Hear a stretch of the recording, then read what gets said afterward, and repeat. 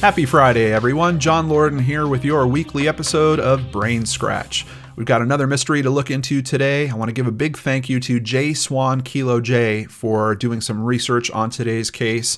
He likes the old school brain scratches. He's recommended several in the past, and I really appreciate his help finding good, interesting cases for you guys.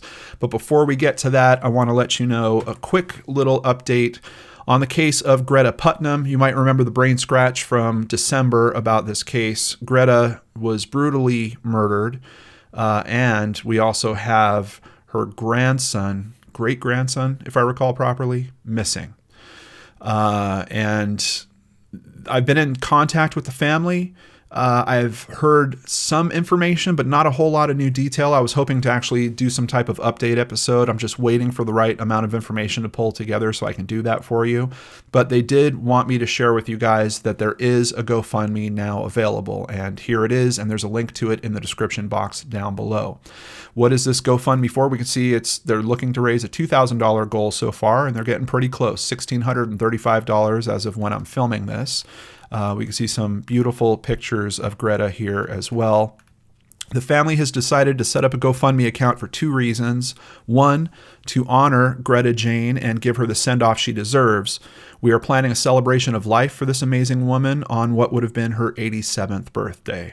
Also, the family is hoping to raise enough funds to offer a reward to aid in the investigation of her murder. We want answers, but mostly we want whoever took her from us behind bars before another family has to go through this nightmare. So on behalf of myself, my amazing supporters through PayPal and Patreon, we are going to be making a donation to this GoFundMe just as soon as I'm done filming today's episode as well. And I just want to put out there once again that my heart really goes out to the family involved with this. Especially, it's always really moving to me when I actually get in contact and speak to some of these people. You can just hear the pain and desperation that they're dealing with, and I hope if there's anything that we can do to help alleviate that, I want to do it. So of course, that's why we do what we do here on the channel, and also donate to these causes like that. On top of that update, I've got another update for you guys, but I'm going to save it for the end of the episode, and that is about the Eldorado Jane Doe case. You don't want to miss that, so stick around to the end of the episode. But today's case we are looking into takes place in a bit of a strange location for a brain scratch mystery, Antarctica. Here's a map of it thanks to Wikipedia, and let's learn just a little bit about this continent that, quite honestly, doesn't pop up on this channel a whole lot. Antarctica is Earth's southernmost continent. It contains the geographic South Pole and is situated in the Antarctic region of the Southern Hemisphere, almost entirely south of the Antarctic Circle, and is surrounded by the Southern Ocean. At 14 million square kilometers, or about 5,400,000 square miles, it is the fifth largest continent. Antarctica is nearly twice the size of Australia. About 98% of Antarctica is covered by ice that averages 1.9 kilometer, or about 1.2 miles in thickness. Sounds, I think we have it bad here in Minnesota, but that sounds really intense. Antarctica, on average, is the coldest, driest, and windiest continent and has the highest average elevation of all the continents. Most of Antarctica is a polar desert. Basically what that means is they get an extremely low amount of rain there. Despite the fact that you're standing basically on ice, it is extremely dry. The temperature in Antarctica has reached negative 89.2 Celsius or negative 128 Fahrenheit. I cannot imagine what that cold is like. Though the average for the third quarter, the coldest part of the year, is negative 63 Celsius or negative 81 Fahrenheit. I still can't imagine how cold that is. Anywhere from 1,000 to 5,000 people reside throughout the year at various research stations scattered across the continent. And that is where today's mystery comes into play. We're talking about a mystery that happened at a research station way back in the 60s. And here is an actual photo of the station at that time. The station that we're talking about is called Bird Station. It's a former research station established by the United States in West Antarctica. And the station consisted of a set of 4 prefabricated buildings and was erected in less than 1 month by the U.S. Navy Seabees. It was commissioned on January 1st, 1957. The original station, Old Bird, lasted about 4 years before it began to collapse under the snow. Construction of a second underground station on a nearby location began in 1960, and it was used until 1972. And here we've got, once again, a map of Antarctica, and you can see Bird Station clearly on the west side of that map. And here at the Wausau Daily Herald, which is a paper out of Wisconsin, we see a picture, and under it they have the caption, "Lost in Antarctica." Carl Robert Disch, 26, Monroe, is missing in an Antarctic storm, it was reported Saturday. He is believed to have died in the sub-zero temperatures. And this is an article from May 10th, 1965. And I can tell you there is a longer form of the article that was written for the Associated Press. And throughout May, it just went right across the country. I mean, we're talking national story, just picked up all over the country. Not a whole lot of follow-up, but thankfully there is a follow-up about a year and a half later. Might give us some answers about what happened here, but let's find out a little bit more about Carl and the mystery first. Over at Find a Grave, there is an entry for him.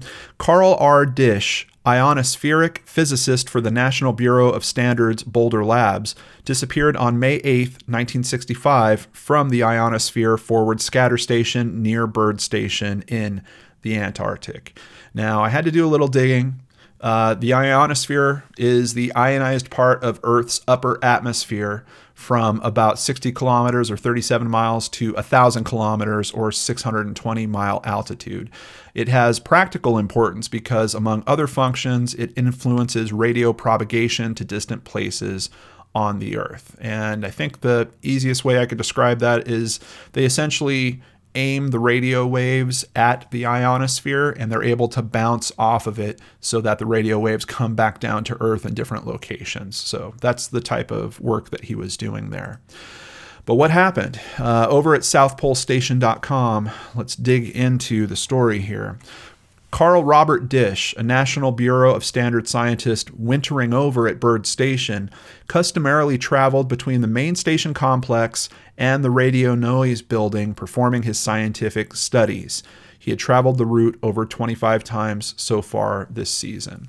Now, I haven't really covered them here on the channel, but I have looked into a few mysteries that are dealing with this type of situation. And keep in mind, these buildings are not extremely large. You have people that have to live in close quarters. There's a lot of potential for an extremely challenging mental landscape, let's just say, in terms of this type of work. But on top of that, you have to go from building to building, and occasionally what they will do is they will have a line that runs from one building to the next, so that if you go outside, it's dark a whole lot of the time out there. And of course, you could get snow blind if there's severe weather that's going on. You can hold on to this cable and move from one building to the next. So keep that in mind as we go through this here. Supposedly, this is a route he had done 25 times. At 9:15 a.m. on the 8th of May, 1965, Disch departed the radio noise building, presumably returning to the main station complex 7,000 feet south of the radio noise building. Now, 7,000 feet is over a mile, about a mile and a quarter. A hand line runs from the meteorology building at the main station to the ladder at the base of the radio noise building. When, by 10 o'clock, Disch had not arrived back at Bird, a vehicle search party departed the station to search the area of the hand line. About 11:30, his trail was picked up leading west of Bird Station.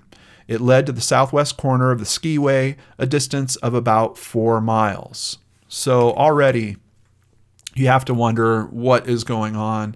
And it's interesting because they don't give us a lot of detail in terms of what's going on with his tracks. Is it a dead straight shot where he's walked 4 miles, or did he try to double back at some point? what gets me is if he's done this walk 25 times and he knows it's about 1.25 miles, if he's walking for more than an hour, I would imagine in those conditions, he should realize something's wrong. And at that point, would it be terribly hard to turn around and to use your tracks to get back? Unfortunately, like I said, we don't have enough detail about how his tracks were going, but it seems like something really wrong was happening here because he walked 4 miles away when he should have only been walking about 1.25 miles to get to where he was going. At this point, the search party returned to the station to refuel. They returned to the field and spent 3 more hours trying to pick up the trail, but to no avail. Winds of 25 to 30 knots and drifting snow covered the tracks made by Disch. The search party returned to Bird at about 6:15 in the evening. So obviously they spent the entire day out there searching time and time again, trying to find him. At about 7 p.m., another search party was sent to investigate the area of the supply line, Emergency Jamesway, and Dump. No tracks were found. At 7:50 p.m., all able hands were mustered and made a human chain search from the dump area to the end of the skiway. Flares were fired off every half hour from the Aurora Tower, and floodlights were rigged over the station. Visibility conditions eventually prevented the flares from being useful, and they were discontinued. So you can see here, we've got a very intensive search. We literally have everyone getting together, sweeping, trying to find where he could be, and they can't. And this actually goes on for all of that day and into the next. Another vehicle search party was launched at about 6 p.m. on May 9th. It covered a 1 mile wide by 9 mile long area running south of the skiway.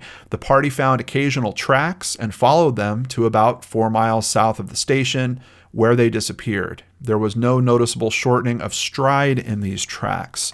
Now, when I look into cases like this and I hear details like that, I start wondering, is this folklore? I couldn't find a very good source of where that information was coming from, but people that talk about this case will bring that up frequently. It's interesting that there was no shortening of stride. It would seem like he was trying to keep up a very healthy pace of movement. And if you've ever been lost, and I don't think it's happened to me since I was a child, that you don't just pick a direction and keep shooting off in that same direction at the same tempo. You start doubting yourself. You start wondering what's going on. You might stop for a bit, maybe walk around in a circle, or at least ease up. But keep in mind, we're talking about harsh, freezing weather conditions. So it's quite possible that he was keeping up his tempo as a means of trying to keep himself warm while he was trying to figure out what was going on. I'm just baffled by this question of why wouldn't he have turned around? I mean, it seems like we have this guy just walking off, not with the cable in his hand, which he's supposed to be holding onto a cable, going off in a strange direction and disappearing. Very, very odd. And they also note here that Disch was fully clothed with the customary Antarctic clothing. And here's a bit of a photo. South Pole Station is actually compiling this information. These are several articles that have all been put on the same page. And then they have a little bit of additional information at the bottom. But all the info that I've read to you from this website up to now actually came from a bulletin of the U.S. Antarctic Project's office. That was volume 6, number 7 in April of 1965. So we're now going into a bit of a different article. This one is from the Antarctic Report. Throughout this period, there were intermittent storms with winds up to 45 knots and visibility reduced to 0 by heavy blowing snow, seasonal darkness, and overcast. At one point, the temperature dropped to negative 79 Fahrenheit, seriously interfering with the movement of men and vehicles. The station complement utilized the brief twilight at midday and the light of the full moon whenever possible to advance the search efforts. A memorial service for Carl Disch was held in his hometown of Monroe, Wisconsin on May 14th. Further search is planned for the return of daylight in the spring. And that's another thing about this mystery that just really kind of grabs me. So we're already hearing they had crazy challenges really trying to conduct this search, but despite all that, they really seem to do a lot, particularly in the first 3 days. From some of the articles I've read, I think they wound up searching just about a 35-mile area trying to find him in those first 3 days. But here we also hear that they have a further search planned for the return of daylight in the spring. So obviously they're considering a recovery effort, that his body is out there and it needs to be brought back. I cannot find any information about those further searches happening in the spring. I have trouble believing that they didn't happen. It seems like they were not fruitful, so no one really reported on them, which is just, once again, strange. I mean, I know that we're talking about conditions that are really hard for most of us to understand. I don't live in weather nearly that cold, but I would imagine that if it was worth noting here that, hey, when the spring comes around and we have regular daylight again, we're going to go out and try to search for him. And I would imagine that the daylight might help in terms of melting down some of the snow that might have covered him up if he did fall into, something or get covered up after falling down. But here we are, how many years later, and he still hasn't been found. No sign of him has been found. Now, I think we have to keep in mind, we're talking about a location where a continent that's the 5th largest continent, and you only have between 1,000 to 5,000 people living there. And they're living primarily in these bases. So what's the likelihood of him being found? This isn't like he went missing somewhere here in the US and some hiker or someone riding a bike or someone doing something recreational is likely to bump into him. You have practically no chance of that out there. But it just really surprises me that he hasn't been found yet. So as I mentioned before, South Pole Station has added some of their own input and thoughts down below the 3 articles that they've put together on this page. One interesting anecdote must be added here. Told to me by a good pole friend long before he ever set foot on the ice. He had a summer job working as a telescope operator at Kitt Peak National Observatory. One of his co-workers, who also worked nights, was Frank Riesley. A really nice guy, but one of the most boring people my friend had ever met. And keep in mind that things can get mighty boring at an astronomical observatory on nights when it is cloudy. After my friend had been there for a few months, another operator told him that Frank had spent some time in Antarctica some years before, and that he'd literally bored a coworker to death. The story was that the guy, Carl, got so tired of Frank's monotone that he just gave up and walked out onto the plateau, never to be seen again. Frank never mentioned the incident or the ice at all to my friend. Now, I don't know. This certainly sounds like we're hitting urban legend territory, but do keep in mind we are talking about really weird dynamics that could be going on here. Very close quarters living. You're dealing with the same small group of people day after day after day. Could Carl really have gotten so annoyed that this was some way of him deciding to end his own life, that he was just going to pick a direction and walk off in that direction? I don't know. I don't know how feasible it is. Interesting anecdote, certainly is. That's why I wanted to share it with you. But there's another point on here as well. Another anecdote told to the same friend said that supposedly the incident that triggered his disappearance was a card game during winter.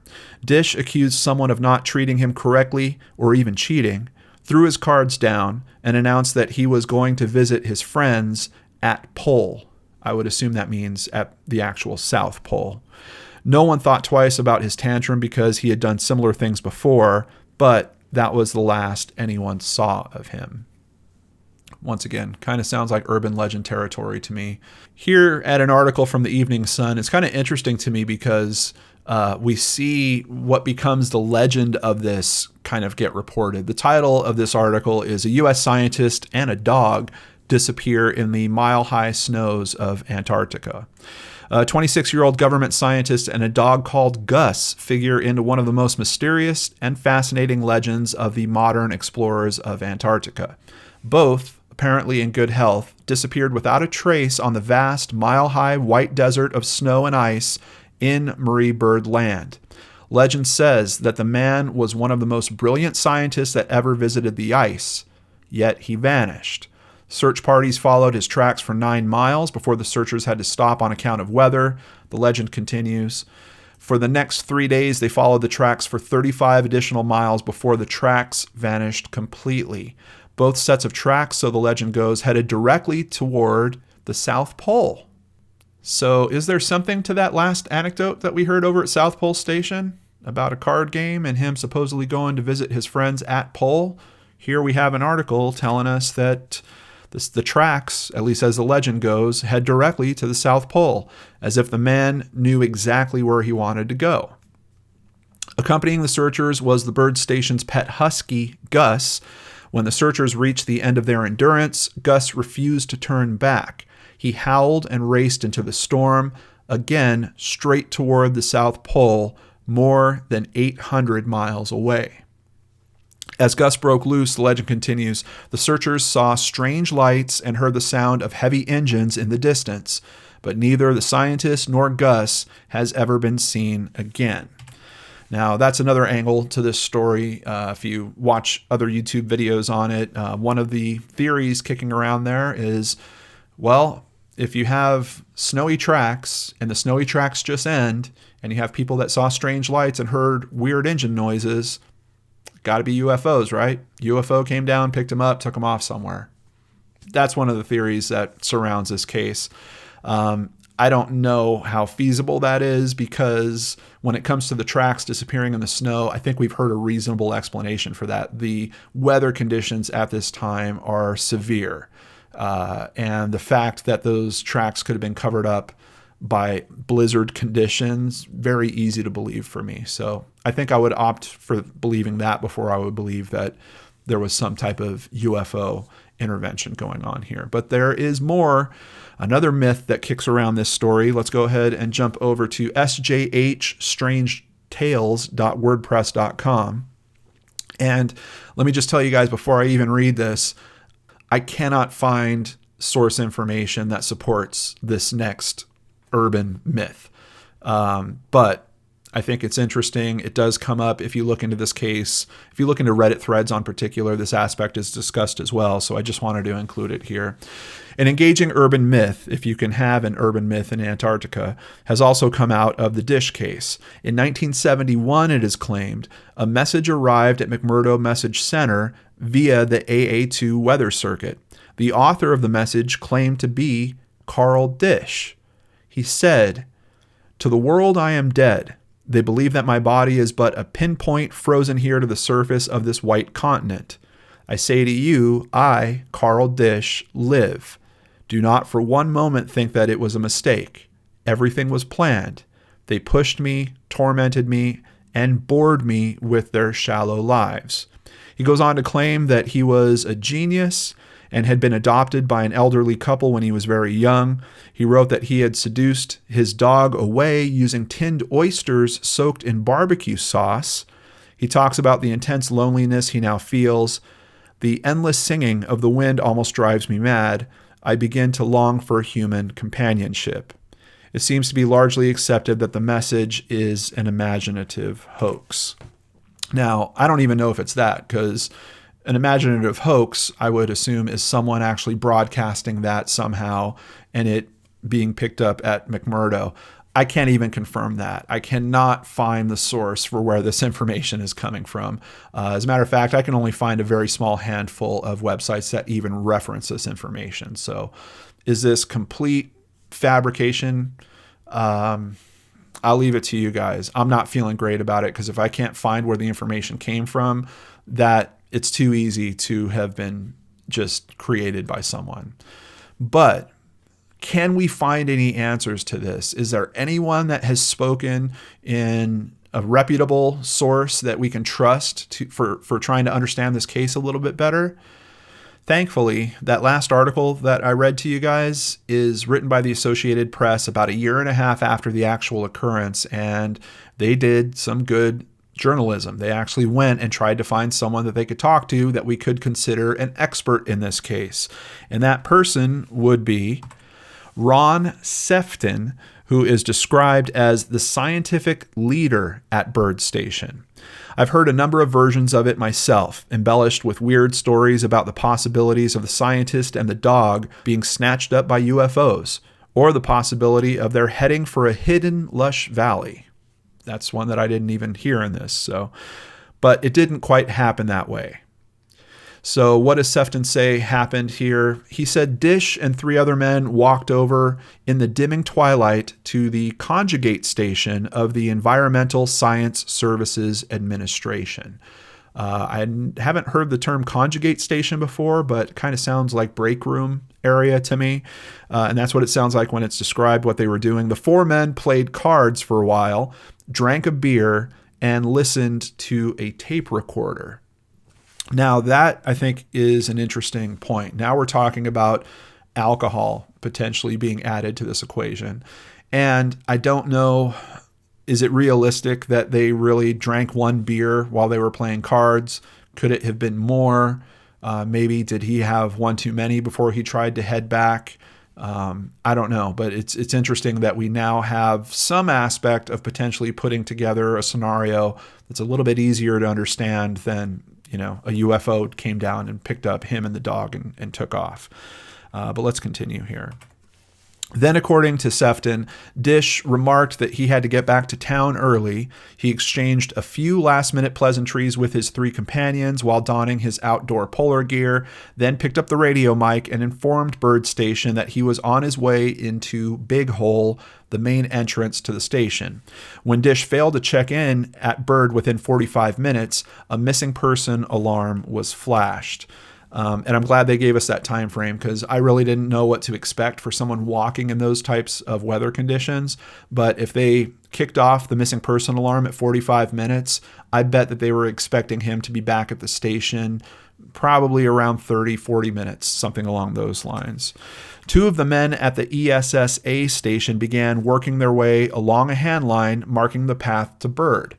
Should have been the hand line that Carl was actually using, while the 3rd one turned on the floodlights and waited, hoping that Disch would see the lights and return.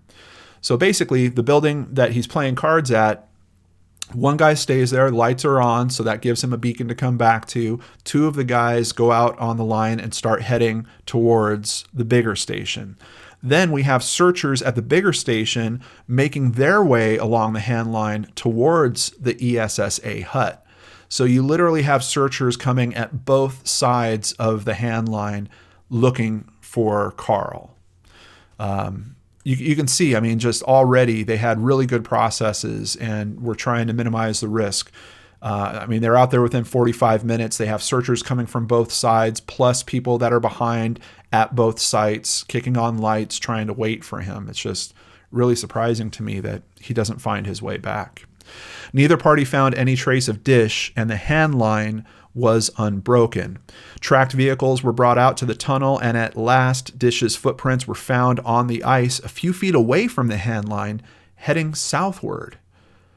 So it's kind of strange. If he was only a few feet away from the hand line at some point, why would he have lost it? If you know that you were just holding that line a few feet ago, and even if you've got your eyes completely covered, can't you figure out that I can only go a few feet, and if I don't find the line, I should turn around and go back a few feet more and see if I can find the line in that direction? I don't know the logistics of how he got lost, but admittedly, I have no idea about these weather conditions. We now know that there might have been some drinking involved here as well. It's really strange that they find his footprints only a few feet away from the line that was almost literally his lifeline to either getting back to the hut that he had come from or making it forward to the base. Sefton does say that the dog Gus was brought into the search, and they had a good reason for that because huskies seem to be able to see much farther than men in blowing snow. If Disch had fallen and was lying in the snow, the husky would have seen him long before the searchers would, Sefton explained. Similarly, if he had fallen and was covered by drifting snow, the dog would have sighted the mound and rushed out to investigate it. That's the way huskies are. The tracked vehicles crisscrossed a wide area of the plateau, swinging in circles more than 35 miles in circumference during the futile hunt. Afterward, through the use of flag markers dropped along the way, it was calculated the tracks left by Disch extended about 9 miles before they vanished. So it's interesting. Even in some of the kind of urban legend versions of the story, we hear that they found tracks for 4 miles. Now we're hearing it was actually 9 miles, and this is from someone that was actually there at the time. So I think this is pretty reliable information. A long way to walk, particularly if you're going in the wrong direction. And once again, I'm just curious, are we talking a straight line for 9 miles? Because that could show that maybe there was some mental component going on here, that there was possibly a breakdown of some kind or something along those lines. Or was he meandering around for 9 miles trying to find his way back? Unfortunately, this article doesn't give us quite that level of detail. Now, what about the disappearance of Gus and the mysterious flashing lights and engine noises heard off in the distance? Sefton paused in his story, laughed, then added, "Sure, Gus disappeared. Again, nobody knows why, but the husky vanished some 4 months later, not on the night of the search for Disch, however."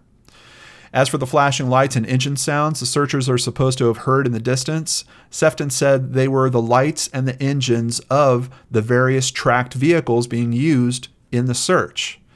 Whatever happened to Carl Robert Disch is still unknown, but whatever it was has spawned a modern mystery and legend in Antarctica. The legend grows wilder and wilder as it is told and retold. Hopefully not in this version of it, because I'm really trying to do my best to weed it back down to the truth. But this is one of those cases that is just very, very tough to understand. I think the simplest thing is he got lost in the weather conditions, but I'm struggling with how would he have gotten lost? You know, tracks found only a few feet from the line. It almost seems like he made a decision to walk off in a particular direction. And are those kind of urban legend stories that we heard before, do one of those really ring true in all this? It's strange because now that we know that there actually was a card game, the story about him being mad that someone was cheating or something along those lines had happened has a little more credence. There is a little more possibility to that. Would it have been enough for him to essentially want to end his own life in that way? I don't know, but we don't know what it's like living in those conditions. And I'm not just talking about the weather conditions. I'm talking about the quarters. I'm talking about a small group of people essentially being stuck together for a prolonged period of time. I know that I've heard about experiments they've done trying to get like astronauts ready to travel to Mars by putting them in small environments where they're stuck together for months at a time. And sometimes people literally have mental breakdowns, go crazy. There's a lot of strange stuff that happens. So could there be some social component to this where someone drove him mad? I don't know if it would really be a guy's monotone voice, but maybe, you never know. Or the gambling thing, the card game, possibly. Let's take a look at a Reddit thread just to get what their theories are. And this was posted by the Queen of Nothing, who did a nice synopsis on it. Of course, also included the message that supposedly came through in 1971. But the main theories that she covers here, that he got lost in the weather conditions. But some people question this because he was quite experienced in this line of work. You know, we heard from the stories. This is a route he would regularly take. It's a pretty safe method if you've got literally a cable you're holding on to and you're just going from one direction to the other. I think even if you were completely blindfolded, that should be a reasonable method of getting you from one place to the other, but it didn't seem to work in this case. He fell into a crevice somewhere. Certainly possible. Would the dog have been able to pick up a track of him? Maybe. I don't know enough about that area. I don't know enough about a dog's sense. I believe in wet conditions, I believe a dog's sense is actually better because the scent kind of travels on the moisture. We are talking about severely dry conditions, even though we're talking about freezing temperatures. So I don't know how that would affect a dog's smell. I would bet it probably doesn't work as well. So I don't know that Gus would have been able to pick up on that if he was in a crevice somewhere. But keep in mind, they were able to find his tracks, at least, supposedly for up to 9 miles. If those were going in a direction where there was a hazard like that, I would like to think that they would have checked that hazard. You know, if they were coming up on, they know there's a cliff another mile that way, I would figure they probably would have made that part of their search plan and checked it out. Especially with, These are smart people watching each other's back. You could tell they had good processes by how quickly they mobilized and what they did in those processes. I'd be very surprised if they didn't check risky areas like that. He intentionally left. It's strange, but that is one that I just cannot shake. And it would really be solidified for me if I understood the pattern of the tracks that were found. I would love to see a map on this where they're actually showing, we found tracks here, we found tracks here, here's the direction they were going in, noting any significant turns or curves in those tracks. I think the tracks would give us the best understanding of his intent. If it is pretty much a dead straight line, if he is heading for the South Pole or whatever, that might show us his intent was to actually just walk off into the freezing cold. Alien abduction, I'll leave that to you guys, but I think what we heard from Sefton was pretty compelling information. You know, they had all kinds of vehicles and lights going on out there looking for this guy. Is it strange that you would hear engine noises and see lights when you have a search like that going on? Probably not. He was working for or abducted by the Soviet Union. Very interesting twist there, and not one that I really considered a whole lot. You know, with the type of work that he was doing, being in radio communication, possibly. I don't know how feasible it is, and obviously we don't have enough details to drive into it too much, but it is an interesting theory, and that's why I wanted to share it with you guys. So what happened around this case? I can't find anything. I cannot find any major updates. There's a huge run of stories when he originally goes missing. Like I said, hits national coverage right off the bat. And then when the Associated Press kicks out that story a year and a half later, there's another huge run of that story. And that's about all I can find on this case. However, Wikipedia has another entry related to him, Disch Promontory. Disch Promontory is a high ice-covered promontory, 6 nautical miles or 11 kilometers long, extending from the east side of Prince Andrew Plateau, Queen Elizabeth Range. It was named by the Advisory Committee on Antarctic Names for Carl R. Disch, a United States Antarctic Research Program ionospheric physicist who was lost at Byrd Station May 8th, 1965. And I had to look it up because I don't know what a promontory is. It is a raised mass of land that projects into a lowland. I think it's really nice that they decided to honor him in that way. I'm just stuck with a big question of what the heck happened in this case. Let's talk about that in the comments below. Do you guys think it's one of the theories that we covered? Do you think it's something else? Let's chat about that in the comments. Also, in the description box below will be all the links that we went through for today's episode, except for some of the news articles. I'm using a subscription service, so I don't think you guys would see that. But on top of that, I'm including an extra link down there to a list-verse article about 10 strange and notable Antarctic fatalities. I'm pretty sure this isn't the last time we're going to have a case about something strange going on at Antarctica here on the channel. Now, before we end today's episode, I do have the update I promised you at the start. Bit of a big turn in terms of the Eldorado Jane Doe case. Let's take a look at this together. This is an article from huffingtonpost.com.au. DNA just led to a major break in a murder case that stumped police for 27 years. And that is the case of Eldorado Jane Doe. You can see a picture of her down here. She also called herself Mercedes. If you're unfamiliar with the case, I'll have a link to the original BrainScratch below. You might want to watch that. You can get this update first. I don't think it's going to really ruin it for you, but it'll give you some better context to understand this update. After years of fruitless tips and dead-end leads, authorities got a big break in identifying Eldorado Jane Doe. Eldorado Police Detective Lieutenant Kathy Phillips told Huffington Post that authorities were able to use DNA evidence to track down relatives of Jane Doe, a major step forward in the process of identifying the woman. A recent conference call with the DNA Doe Project led to Doe's DNA being shared with GED Match. Now, if you guys are familiar with the channel, GED Match comes up fairly often. It's essentially what you might consider an open source DNA database, and people will agree to add their information to GED Match if they're looking to be connected, sometimes for finding other family members and stuff like that. But It's been used a lot for cracking cases, particularly in 2018. We had many, many cases solved by using DNA in the GED match system. And it looks like that's close to what we have going on here. What's kind of interesting is we have an article being written about them potentially finding family, but we still kind of don't really know who she is. Let's continue. We did a genealogy background, and a woman in Alabama was our first link to it, said the detective. I couldn't find a phone number for her, so I contacted the family on Facebook. Who is that family?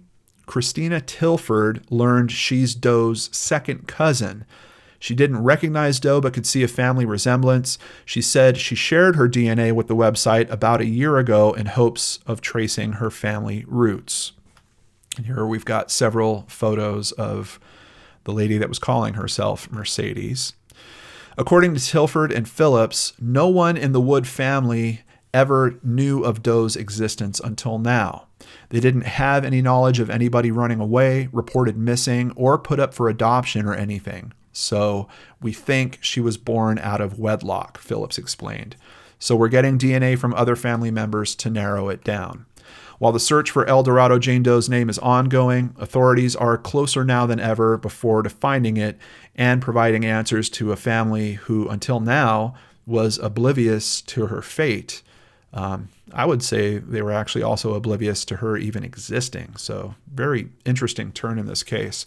Her story just breaks my heart, Tilford said. She deserves a name, and it would be wonderful if we could find any children she might have had, which is certainly a possibility. It's strange because we don't know if she was telling the truth or telling stories, but she had told people before that she did have, I think, at least 2 children, if I recall correctly. So I will keep you guys updated if there's anything else that happens with that case. And before we end today's episode, I want to give a very big thank you to several new patrons, starting with Kelly Surfling, Maria Teresa Fisher, Julie Miller, also known as Wicked, and I hope I'm saying this right, Xiaomin Fyodor.